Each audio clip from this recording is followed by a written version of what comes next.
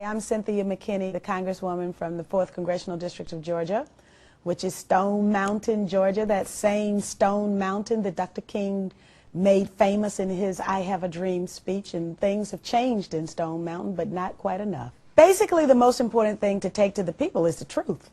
And a member of the Atlanta City Council called me right after my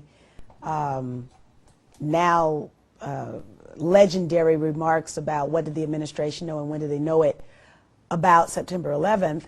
He called me up and he said, Cynthia, you know, once you become an elected official, you get the keys to the file cabinet. And they will even allow you to look inside the file cabinet. But Cynthia, you're not supposed to tell what's in it. Well, I told what was in it because I thought it was the right of the American people to know. That's what investigative journalists do. That's what whistleblowers do. And that's what members of Congress ought to do. Because we are charged with stewardship over the people's money and the people's values. And the way the money is spent and the policies that are promoted ought to reflect the people's values. And when they deviate, it's up to us to blow the whistle, to sound the alarm, and to tell the truth. We're very deviated. It is amazing to me that the Secretary of Defense, Donald Rumsfeld, can come before the House Armed Services Committee, on which I serve, and basically admit, yes, we can't find $2.3 trillion, but America can afford it. And by the way, we need to spend more money on defense. And oh, oops, we also changed U.S. military policy so that we could seize foreign capitals and occupy them. Now, that was the announcement that Donald Rumsfeld made before the United States Congress without any discussion by the American people about what the implications were of, one, having lost so much money. Now, an accountant tells me that while they tell us that the money was lost, that it really is that the money went someplace and they don't want to tell us where it went. So we've got that situation, and then we've got a vast change in the U.S. military posture, and that will allow our military to go into foreign lands, seize their capitals, and then occupy them without one whit of national discussion about what that means. I voted no against all of the preliminary steps that were brought before the Congress to sanction the war against Iraq. But then the president in March of 2003 went into Iraq, and we learned what Donald Rumsfeld meant when he said seize foreign capitals and occupy them. You see, the Pentagon continues to tell the auditors, the nation's comptroller, the General Accountability Office, and the United States Congress and the American people that the reason they can't balance their books is because, well, you know, their computers don't talk to each other. And so, therefore, until they can get their computers to talk to each other, they won't be able to tell us where all of this money goes. Well, darn it. So I asked the question, well, who's got the contracts and how much has been spent? The comptroller for the Pentagon told us that $20 billion has been spent trying to get the computers to talk to each other. That is captured on tape. And they still don't talk to each other. It's a travesty. It's criminal. It's corrupt. And I just don't understand. It continues to amaze me why the American people allow this to continue to happen year after year, budget after budget, without a tremendous outcry. Not only are we far away from, we've deviated from our values in the area of military spending and the treatment of the Pentagon and how these people come to us and tell us these outlandish, outrageous stories.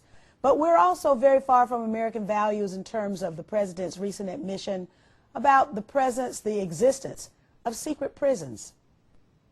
Secret prisons where upwards of 14,000 people around the world are being held without access to an attorney, without access to even know why they're being held.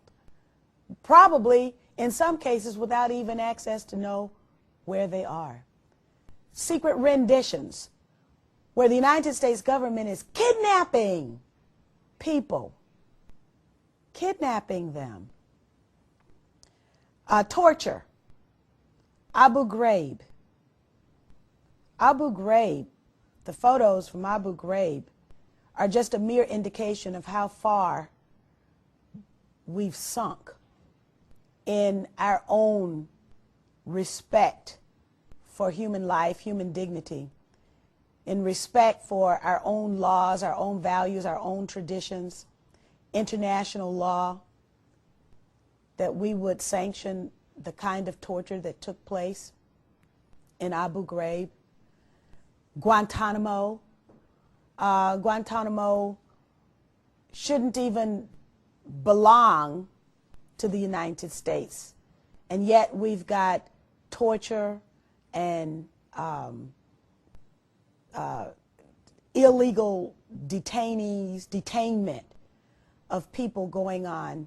And the idea was to do it on Cuban soil, which is an extension, unfortunately, of American soil for that particular military base, because then U.S. law wouldn't apply. Well, thank goodness, even as partisan as the Supreme Court has become, even the partisan Republican Supreme Court has said enough is enough. I make it a point to not participate in the so-called top secret classified briefings, which basically are a dog and pony show, which are an insult to the intelligence of most members of Congress. However, I don't go there because I know that if I am told something, I want to tell it if the American people deserve to know about it. I'm not going to keep secrets of things that betray the values of our country. And so I've been to enough of those classified briefings, first of all, to know that they don't tell you anything new. You can read about it in Christian Science Monitor, New York Times, or any investigative journalist will have already written the stories. And they aren't actually going to tell you the truth. And so those classified briefings, in my estimation, are a farce and a joke, and just another way to keep you bound into the, as a boa constrictor binds its prey. The members of Congress and people who are privy to these classified briefings are bound in such a way that they are not free to tell the truth to the American people. And obviously, when you have the kind of administration that we have today that can't be trusted, then we have to be able to blow the whistle and tell the American people the truth. Now at that same hearing, you asked for the second time for a briefing on some of the war games that were taking place on 9/11. Now, you were really the first person to talk about that within government. It was brought up briefly in the 9/11 Commission hearings. What did you learn? We learned that they lie. We know they lie, but we had the chairman of Joint Chiefs of Staff, Richard Myers, there, who said that actually the war games improved the ability of the American defenses to respond to the attacks on September 11th. But now, of course, we know with the release of the FAA tapes that there was just mass confusion. And we also learned that there were several war games going on, so that now I believe that it wasn't 1 or 2 or 3, but it was more like 4 or 5 or 6 war games that were going on simultaneous on September 11th and coinciding with the actual attacks. Why would they say things that aren't true? Because they're so accustomed to being able to get away with saying things to the American people that aren't true. And they're also not accustomed to members of Congress actually challenging them. It's one thing to ask on the first iteration a question and get the answer, but it's another thing to be able to go 2 or 3 layers deep in their response. For example, we had, this was back when I was on the International Relations Committee, we had a gentleman come in, and one of the members of Congress asked a question about Afghanistan and the quote tunnels, the camps, the training camps that were going on over in Afghanistan. And the question was asked, is it true that we provided, that the Americans, the United States government, provided the funding for the establishment of those training camps? And the gentleman responded, yes, that, you know, they were American-sponsored training camps, but that bin Laden had abused the, you know, privileges that were given because it was a noble cause of getting rid of ejecting the Soviets from Afghanistan. Well, then I asked if the gentle person who was posing the questions would yield so I could then follow on the same vein. My question was, is it not true that the United States government paid $300 million to the bin Laden family for the construction of the military camps? At that point, then the person who was testifying had no choice but to admit, yes, that the money had gone to the bin Laden family for the construction of those military training facilities in Afghanistan. However, he added that none of that money went to bin Laden himself. Of course, it was a joke. So you actually held a 9/11 Citizens Commission. Tell me what you learned there and why you put it together. Well, we put it together because it was about time somebody in Congress did. It was about time that somebody in Congress heard from the family members.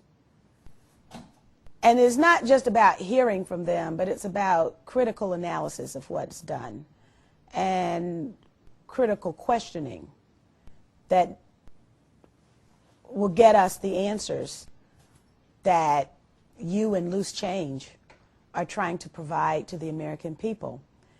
There we had family members, we had whistleblowers, we had academicians, we had scholars, we had government intelligence people, we had lawyers, we had international financial transactions experts, we had citizens in the audience, just average, ordinary people who were able to travel to Washington and go to the United States Congress and hear the truth about September 11th.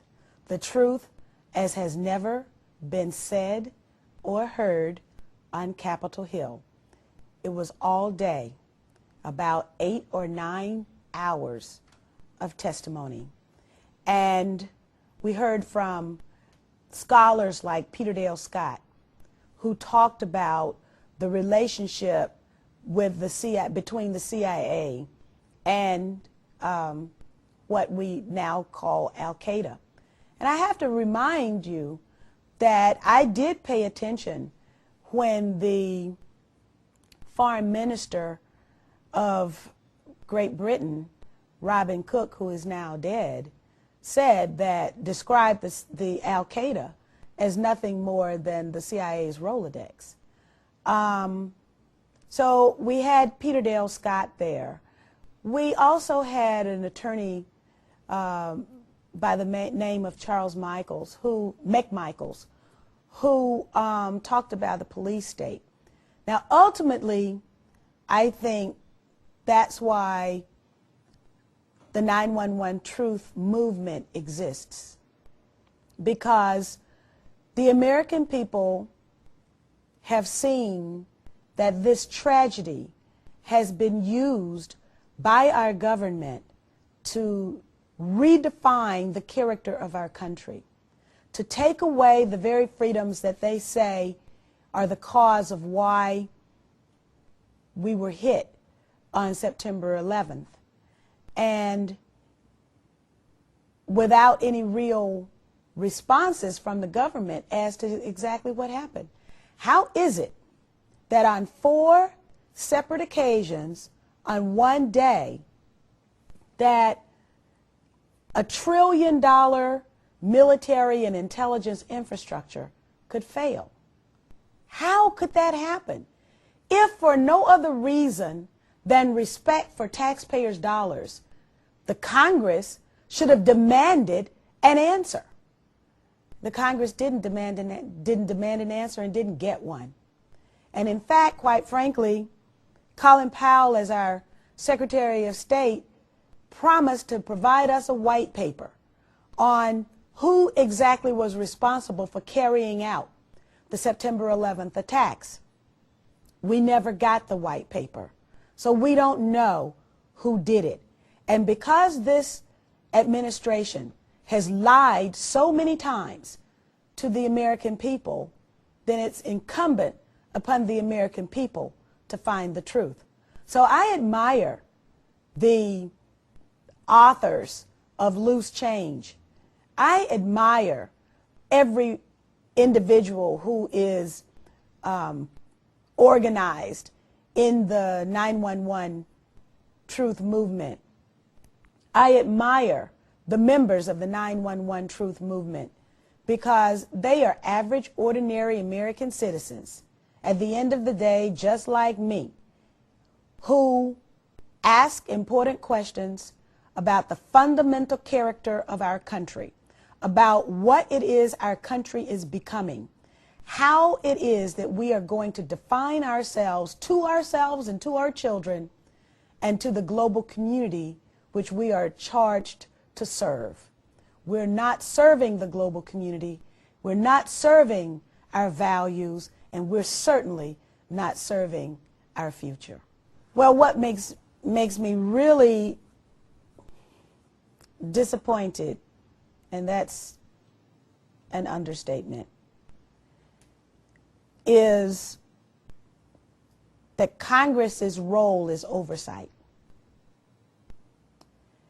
And Congress, even today, you'll see members of Congress saying, well, we haven't implemented everything that the 911 Commission recommended. And the 911 commissioners have said that the administration obstructed them, lied to them. So how can you start with a document that you know is false and take that to the American people as a document by which Congress's accomplishments should be measured? It's circular. It's a very small box, and it's not truthful. So at the end of the day, the bottom line is that thank goodness for the 911 Truth movement. Thank goodness for Loose Change. Thank goodness for an inquisitive American citizenry that cares enough basically to put their lives on hold so that they can get to the bottom and tell us the truth that the administration won't tell us. My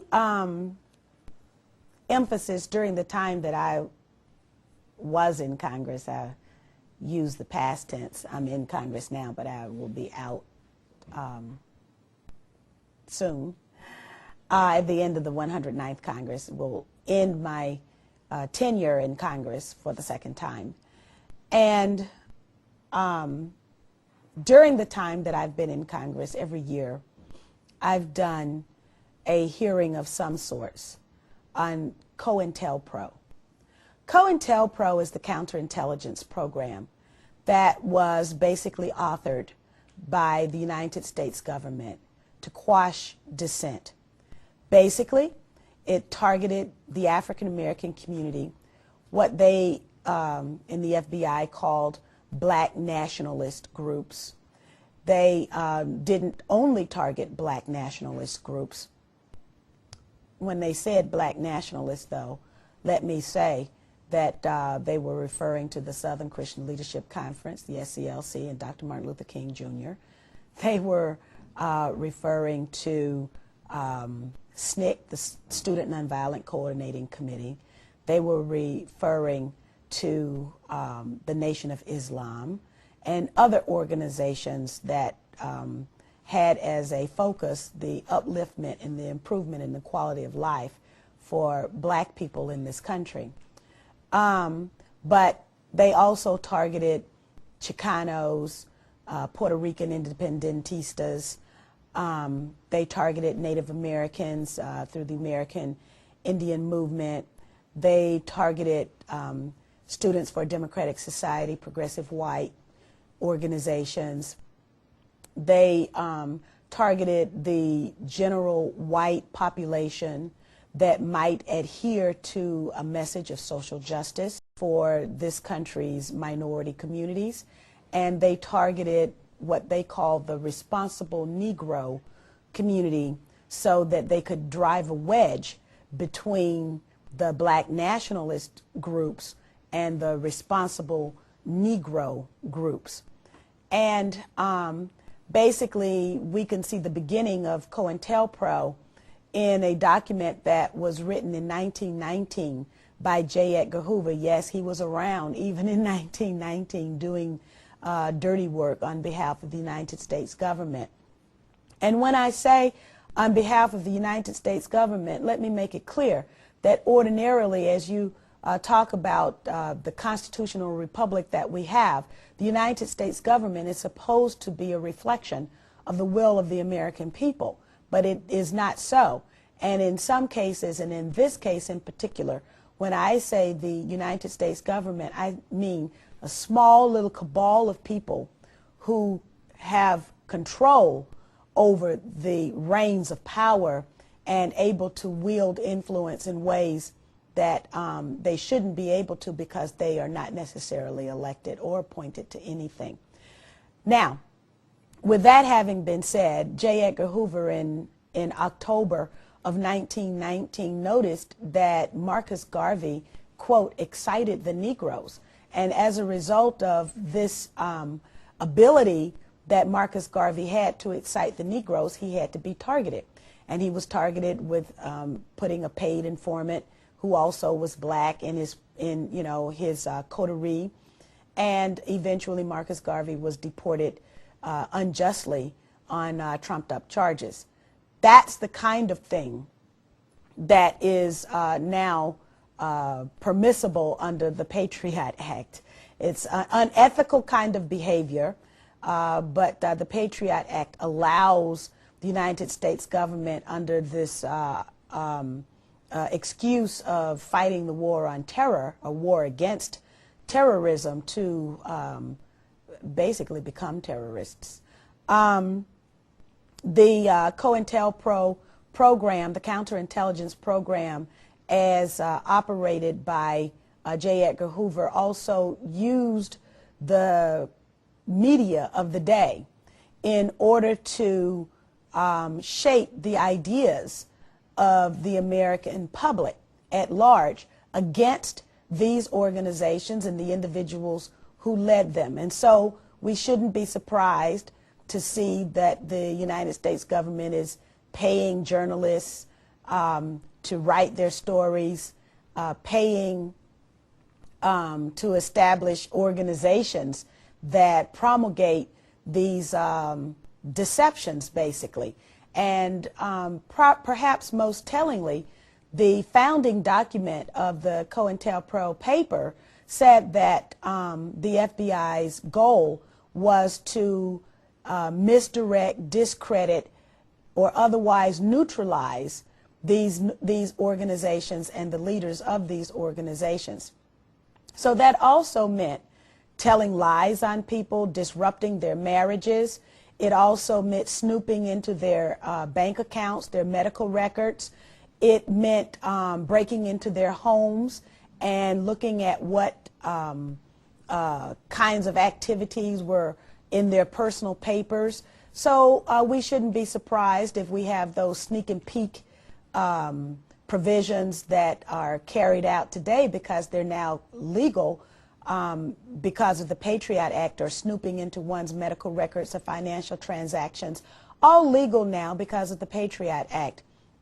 At a time when these activities were illegal, from the early 1900s all the way up to the 1960s and the 1970s in particular, especially intensifying during the rise of the anti-Vietnam War movement. It was Senator Frank Church who made these papers and made these behaviors known to the American people, and he called them un-American, and he called them illegal. Now they are most American, and they are most legal because of the Patriot Act. Well, certain people have never had American law applied to them. And so I would say that the whole construct is bogus to start with. Dr. Martin Luther King was certainly not a terrorist, but he was viewed as such. Nelson Mandela was not a terrorist, but he was viewed as such. And so Dr. Martin Luther King had to be neutralized. That's not my language. That's not my word. That's not my term. The FBI used that term when they said that they had to neutralize the leaders of these organizations. Dr. Martin Luther King Jr. was treated during his day in an illegal manner, but he was treated as today's terrorist. Honestly, the reason you exist is because of the failures of the media. And we have to make that very clear. The American people, the inquisitive American people, and those who are interested in finding out answers to their questions have turned to alternative media, have turned to the internet, have turned to citizen activists who are doing the same thing. They grab a camera and they go out and they seek the truth. And then when they put their newfound production skills together, they tell us the truth. And so that's how Loose Change even came to exist, because you couldn't count on CBS, NBC, ABC, Fox, CNN, UPN, WB, BET, MTV, VH1. You couldn't count on them to tell us the truth. And so you had to take it upon yourself to tell the American people the truth. First of all, for yourself, to tell yourself the truth, to inform yourself of the truth. And then, once learning the truth, you felt compelled to tell other people the truth, to share that truth. I can tell you, as someone operating in the political milieu, that perhaps the most important question that remains unanswered is, who are we? Well, I think litigation, if the issue is subpoena power, litigation is one way to deal with that. Obviously, we've been through the congressional route, and as Congress is currently constituted, that's not going to work. So, again, what we now know is because of people power. And I think we have to go back to people power. The last bill that I introduced during my previous tenure in Congress during 2002 was a piece of legislation that would have allowed the family members to participate in the Victims' Compensation Fund and not lose their ability to sue. It is clear to me that the construction of, or the construct of the Victim Compensation Fund was to quash the ability of the family members to have that necessary subpoena power to get at the truth. So litigation is always an answer.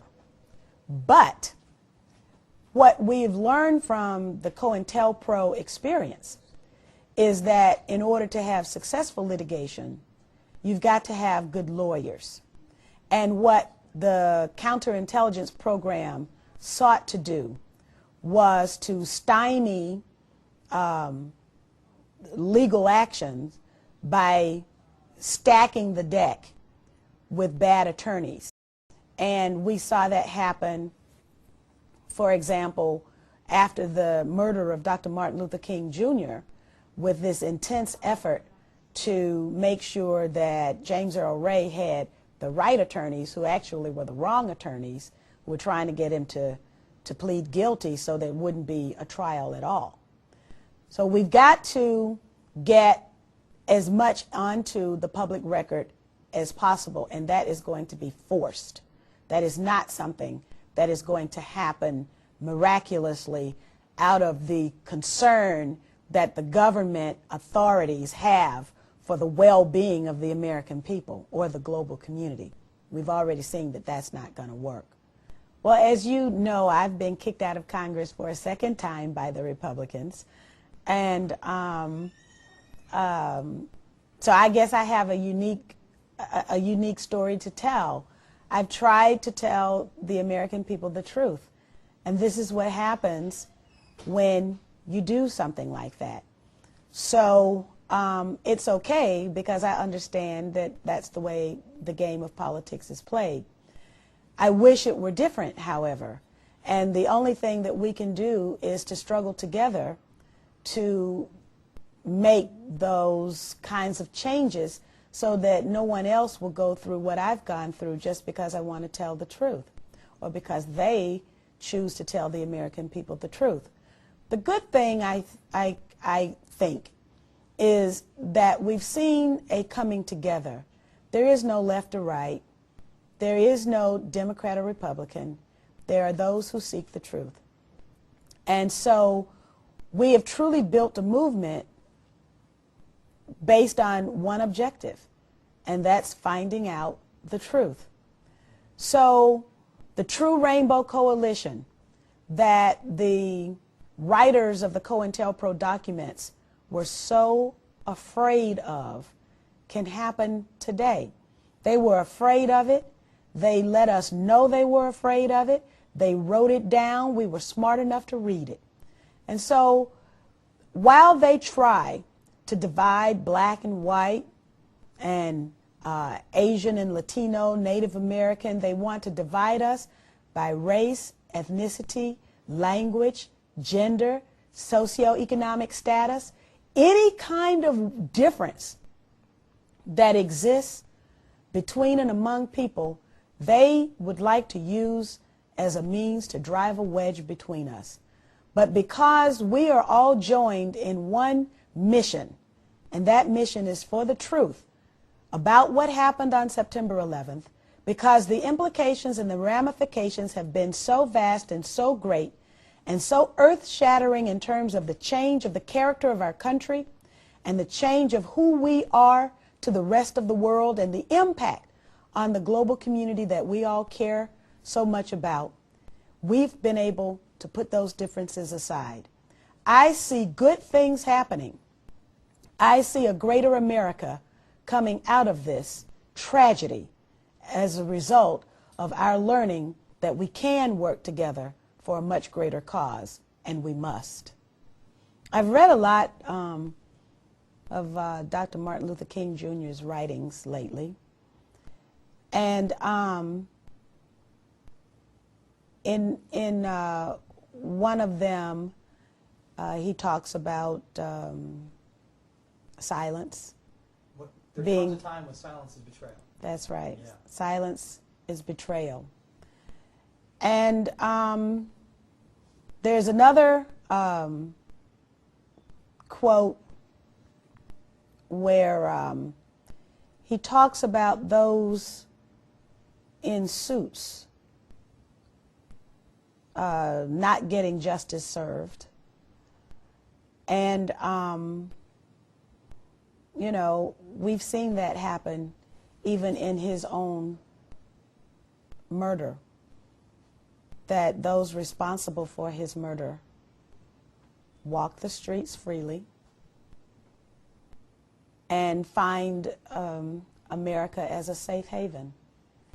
In much the same way that those who have done America's dirty work over the years, for example, in Haiti, Emmanuel Constant, who was the CIA paid leader of FROP, walks the streets of America with impunity, even though people were murdered on the streets of Haiti by the organization that he founded that was supported with U.S. tax dollars. So justice, another one of those King sayings, justice delayed is justice denied. And we have to hope for justice. But unfortunately, I don't see justice coming to the real purveyors of deception, violence, death, and destruction, who are holding the realms of power in our country. And there's something tragic about that. The survivors of those who were killed on September 11th carry around a tremendous weight every day. That weight is the fact that their loved ones will never be with them ever again. Only in spirit, only in mind, but not in body. Given you know, the United States' long history of false flag terrorism attacks, starting with McKinley in the Maine, moving on to even Gulf of Tonkin, you know, to get us entrenched into Vietnam, Gladio, the overthrow of the Chilean president, overthrow of Mossadegh in Iran, is it more likely that, you know, 9/11 was carried out by 19 Arabs with box cutters, or that this is a false flag operation by a cabal within the government? I think it's so instructive that loose change begins with Operation Northwoods. There is no understatement possible when one refers to Operation Northwoods, because they wrote it down. They wrote it down and they said, well, you know, if we get university kids while they're on vacation, the nation will be outraged. They wrote it down about wreaking terror on the streets of Miami and Washington, D.C. They wrote it down about blowing up airplanes and blowing up airliners. And why? So they can have a war? In that case, it was war against Cuba. So if our Joint Chiefs of Staff can draw up a plan to facilitate war by killing innocent American people, I don't know that they've become any more benevolent since the 1960s. Ms. McKinney, thank you for your time. That was awesome. Okay. Thank you so much. Awesome.